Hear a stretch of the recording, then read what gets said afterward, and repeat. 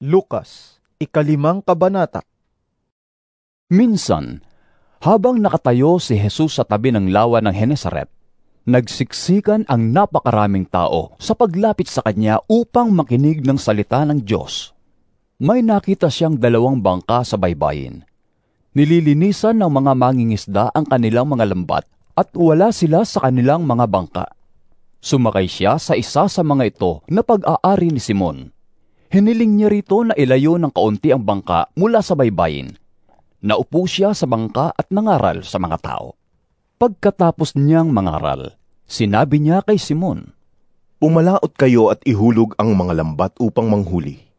Sumagot si Simon, "Guro, magdamag po kaming nagpagod ngunit wala kaming nahuli. Ngunit dahil sa sinabi ninyo, ihuhulog ko ang mga lambat." Ganoon nga ang ginawa nila at nakahuli sila ng maraming isda, kaya't halos mapunit ang kanilang mga lambat.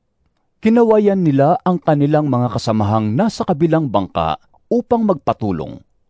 Lumapit naman ang mga ito at napuno nila ang 2 bangka. Ano pat halos lumubog ang mga ito.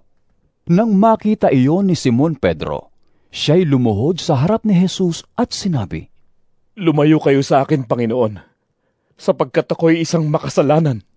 Nang gilalas siya at ang kanyang mga kasama dahil sa dami ng kanilang huli. Gayon din sina Santiago at Juan na mga anak ni Zebedeo at mga kasosyo ni Simon. Sinabi ni Jesus kay Simon, "Huwag kang matakot. Mula ngayoy, mga tao na. Sa halip na mga isda ang iyong huhulihin." Nang maitabi na nila ang mga bangka sa pampang, iniwan nila ang lahat at sumunod kay Jesus.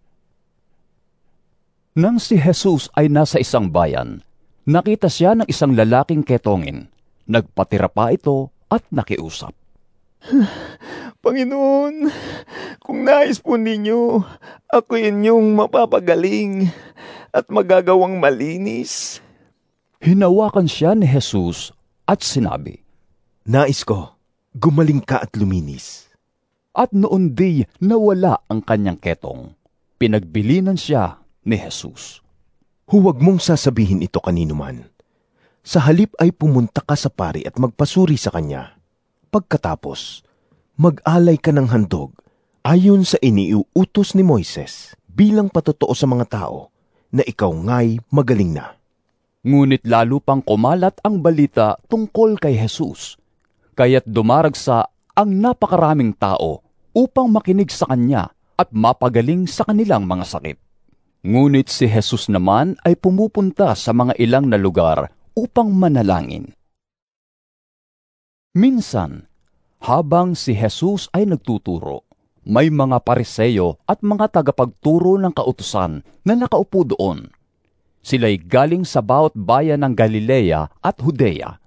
At sa Jerusalem, taglay ni Jesus ang kapangyarihan ng Panginoon upang siya'y magpagaling ng mga may sakit. Dumating ang ilang lalaking may dalang isang paralitiko na nakaratay sa higaan. Sinikap nilang makapasok sa bahay upang mailagay ang may sakit sa harapan ni Jesus. Ngunit wala silang madaanan dahil sa dami ng tao. Kaya't umakyat sila sa bubungan. Binakbak ito at ibinaba sa harapan ni Jesus ang paralitikong nasa higaan. Nang makita ni Jesus ang kanilang pananampalataya, sinabi niya sa paralitiko, "Kaibigan, pinapatawad na ang iyong mga kasalanan." Pagkarinig nito'y nag-usap-usap ang mga tagapagturo ng kautusan at mga Pariseo. "Sino itong nagsasalita ng kalapastanganan sa Diyos? Hindi ba't Diyos lamang ang makakapagpatawad ng mga kasalanan?" Palibhasa'y alam ni Jesus ang kanilang pag-uusap. Sinabi niya sa kanila, "Bakit kayo nag-iisip ng ganyan? Alin ba ang mas madaling sabihin? Pinapatawad na ang iyong mga kasalanan o tumayo ka at lumakad? Ngunit upang malaman ninyo na ang anak ng tao ay may kapangyarihang magpatawad ng mga kasalanan dito sa lupa." Sinabi niya sa paralitiko, "Tumayo ka, buhatin mo ang iyong higaan at umuwi ka na." Agad namang tumayo ang lalaki, at sa harap ng lahat ay binuhat niya ang kanyang higaan at umuwing nagpupuri sa Diyos. Nang gilalas ang mga naroroon at nagpuri sila sa Diyos, sa pagkamangha ay sinabi nila, Nakakita tayo ngayon ng mga kahangahangang bagay.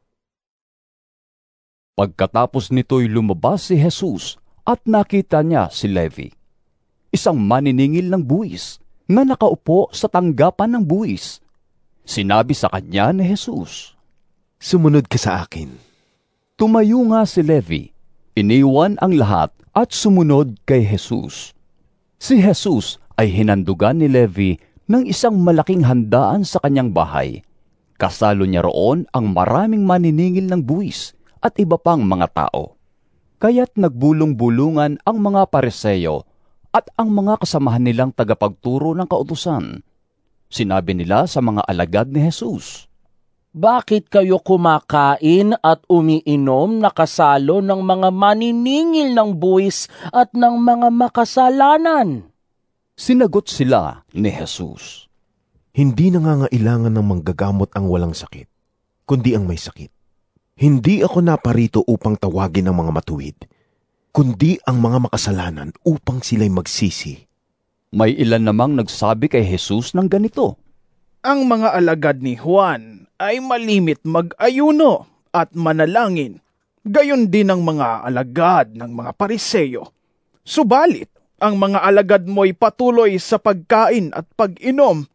Sumagot si Jesus, Hinahayaan ba ninyong hindi kumain ang mga panauhin sa kasalan habang kasama pa nila ang lalaking ikinasal?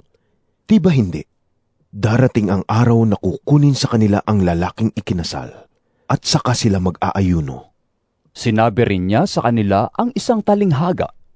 Walang pumipiraso sa bagong damit upang itagpi sa luma.